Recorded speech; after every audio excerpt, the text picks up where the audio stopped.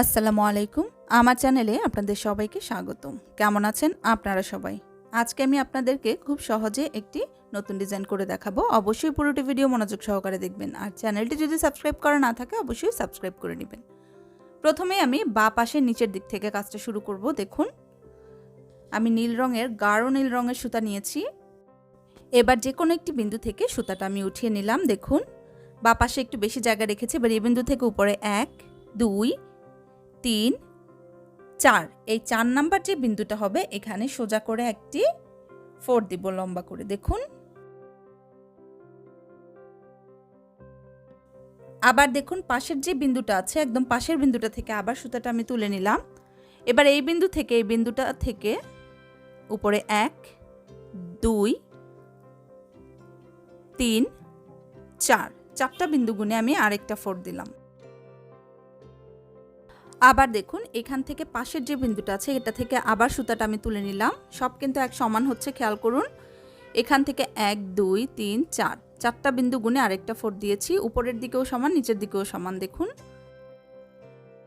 আবার এর পাশের বিন্দুটা থেকে একটা সুতা আমি তুলে নিলাম। এই বিন্দুটা সহকারে 1, 2, 3, 4, 5 মানে নিচের যে বিন্দুটা থেকে আমি সুতাটা তুলবো এটা থেকে উপরের বিন্দুটা পর্যন্ত 5টা ঘর হবে, 5টা বিন্দু হবে। তারপরে আমি লম্বা করে টান দেব। দেখুন, আবার 4টা ঘর গুণে একটা লম্বা করে টান দিলাম।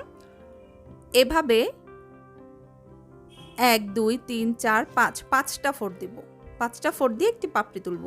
এবার দেখুন বাঁ পাশের যে প্রথম 4টা ছিল এই 4টা থেকে আবার সুতাটা আমি তুলে নিলাম। এবার এখান থেকে পাশে 1, 2, 3, 4 এখানে লম্বা করে একটা 4 দিব। দেখুন, এবার যে বিন্দুটা থেকে প্রথমে সুতা তুলেছি এর উপরের যে বিন্দুটা আছে এখান থেকে আবার সুতাটা তুলে নিলাম। এখান থেকে 1, 2, 3, 4 চারটা বিন্দু গুণে আবার একটি 4 দিব। আবারও এই বিন্দুটার উপর থেকে সুতাটা তুলে নিব। একইভাবে 1, 2, 3, 4 গুণে একটা 4 দিব। এইভাবেই আমি একটার উপর একটা করতে থাকব। এই পাপড়িটাতেও আমি 5টা 4 দিব। দেখুন 4টা 4 হলো। এই 5 নাম্বার 4টা দিয়ে এই পাশের পাপড়িটাও আমি শেষ করব। এবার দেখুন এই বিন্দুটা থেকে আবার সুতাটা উঠিয়ে নিব। একইভাবে উপরের দিকে 4টা বিন্দু গুনব। 1, 2, 3, 4 চারটা বিন্দু গুনে একটা লম্বা করে 4 দিব। এবার পাশের যে ঘরটা আছে এখান থেকে আবার সুতাটা উঠিয়ে নিব। একইভাবে 4টা বিন্দু গুনে আবার 4 দিব।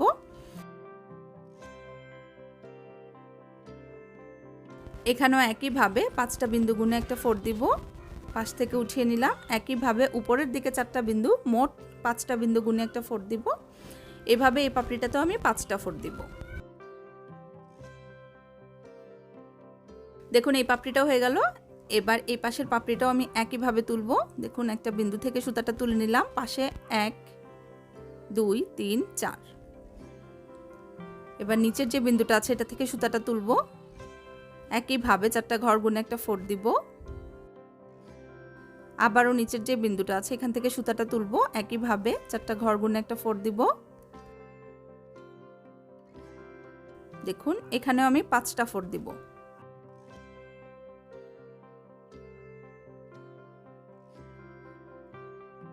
এই হয়ে গেল। এভাবে 4টা পাপড়ির মাধ্যমে আমি একটি সুন্দর ফুল তৈরি করে নিব। দেখুন কত সুন্দর দেখাচ্ছে। এবার একইভাবে পাশে আমি আরেকটি ফুল তুলব। এই জন্য এ পাশের যেই 4গুলো আছে এটা আমি একটি পাপড়ি ধরবো। এবার দেখুন উপরের দিকে একইভাবে 4টা ঘর গুণে একটা করে পাপড়ি তুলছি, 4 দিচ্ছি। এইভাবে 5টা 4-এর মাধ্যমে আমি উপরের পাপড়িটা তুলে নিব। দেখুন আমি দেখিয়ে দিচ্ছি।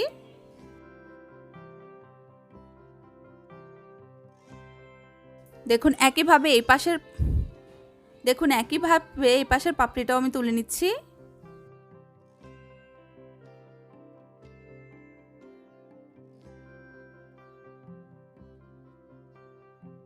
এবার নিচের দিকের পাপড়িটাও আমি একইভাবে তুলে নিচ্ছি। মাপ কিন্তু একই হবে।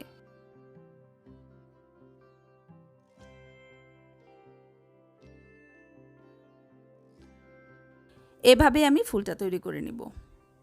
এবার আমি মাঝখানের বৃত্তিটা দিব। এই জন্য কোণা থেকে, দেখুন একেবারে কোণা থেকে আমি গোলাপি রঙের সুতা নিয়েছি।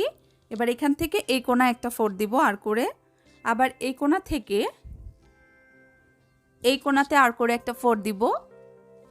তারপরে দেখুন মাঝখানের যে অংশটা আছে এখান থেকে সুতাটা তুলে নিব, নিয়ে নিচের দিকে একটা ফোড় দিব। দুই পাশে দেখুন দুইটা বিন্দু আছে, মাঝখানের এই বিন্দুটা থেকে তুলেছি, খেয়াল করুন। নিচের দিকে একইভাবে মাঝখানের যে বিন্দুটা হবে এখানে একটা ফোড় দিব। এবার এই পাশ থেকে আবারও মাঝখানের বিন্দু থেকে সুতাটা তুলেছি, এই পাশের মাঝখানের বিন্দুটাতে এনে ফোড় দিব। এইভাবেই ফুলের মাঝখানের যে অংশটা আছে এটা আমি তৈরি করে নেব। এভাবে এই পাশেরটাও করে নিচ্ছি, খেয়াল করুন।